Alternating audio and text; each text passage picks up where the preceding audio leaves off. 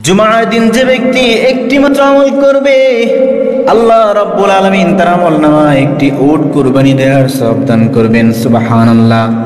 আবু হুরায়রা রাদিয়াল্লাহু তাআলা আনহু বলেন, আল্লাহ রাসূল সাল্লাল্লাহু আলাইহি ওয়াসাল্লাম বলেছেন, জুমার দিন জুমার নামাজের ওয়াক্ত শুরু হওয়ার পর থেকে যখন ওয়াক্ত শুরু হয়, আসমান থেকে ফেরেশতা নাজিল হয়, মসজিদে দাঁড়িয়ে যায়, মসজিদের সামনে দাঁড়িয়ে যায়, মসজিদের সামনে দাঁড়িয়ে কলম আর খাতা নিয়ে দাঁড়িয়ে থাকে, কলম খাতা নিয়ে দাঁড়িয়ে থাকে। এই জন্য আল্লাহর ঘোষণা অনুযায়ী যেই বান্দা প্রথম মসজিদে আসবে তার জন্য একটি উট কুরবানি দেওয়ার সওয়াব লিখবে।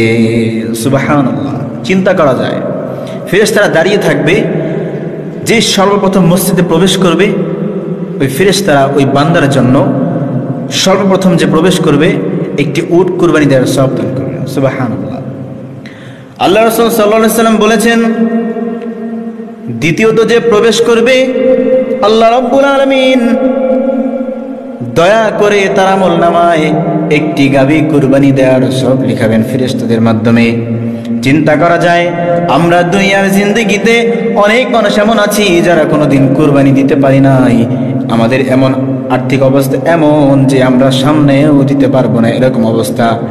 কিন্তু আল্লাহ রাব্বুল আলামিন এমন একটি আমলের কথা নবীর মাধ্যমে জানিয়ে দিয়েছেন, যদি আপনি একটি আমল করতে পারেন জুমার দিন, তাহলে আশা করা যায় ওই ছোট্ট আমল করার কারণে আপনার আমলনামায় কুরবানির সওয়াব মিলবে।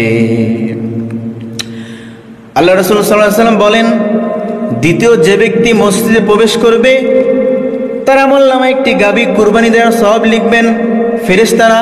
সুবহানাল্লাহ। তৃতীয় যে ব্যক্তি প্রবেশ করবে সে ব্যক্তি একটি বকরি কুরবানি দেওয়ার সওয়াব পাবে। এভাবে চতুর্থ যে ব্যক্তি প্রবেশ করবে তার আমলনামায় মুরগি আল্লাহর রাস্তায় সাদকা করার কারণে যে সওয়াব হয় সে সওয়াব মিলবে। এভাবে পঞ্চম যে ব্যক্তি প্রবেশ করবে তার আমলনামায় মুরগির ডিম আল্লাহর রাস্তায় সাদকা করলে যে সওয়াব পাওয়া যায় সেই সওয়াব তার আমলনামায় ফেরেশতারা লিখবেন। এরপর থেকে যারা প্রবেশ করতে থাকবে তাদের আমলনামায় শুধু সেই মুরগির ডিম আল্লাহর রাস্তায় সাদকা করার যে সওয়াব মিলবে সেটাই পাবে। এভাবে চলতেই থাকবে, চলতেই থাকবে।